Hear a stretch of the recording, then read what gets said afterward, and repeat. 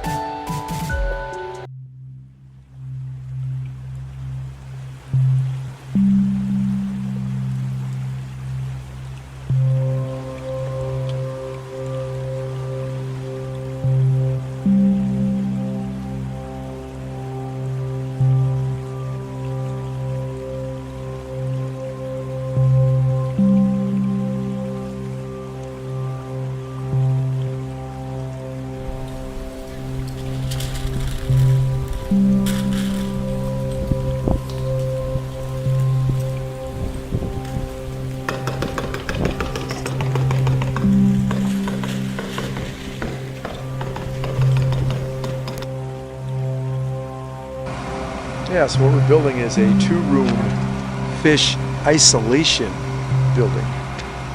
What this will allow me to do is bring in either fish or fish eggs or any other aquatic organism from the wild that has not been fully disease tested. So I can bring stuff in from the wild, bring it into one of those 2 rooms in there, and I can raise it up until it actually passes any sort of fish health inspection before I move it out onto the general hatchery population.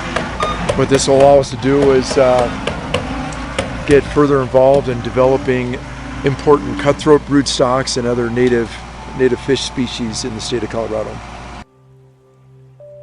We can't do anything with wild fish in the hatchery unless I first try to do something with it and raise it in isolation to make sure that I'm not bringing a fish disease into the facility. The project won't be completed probably till January of 2018. And at that point, then I will go ahead and install and plumb all of the fish tanks in there. And then next spring, we'll bring our first cutthroat strain into this facility. Okay, great. And so hopefully sometime next summer that people might be able to come and see. They can see there's going to be some public viewing windows only on the east side, being that this is kind of similar to what we would call a quarantine type facility. I'm not going to, the general public is not going to be allowed inside the building.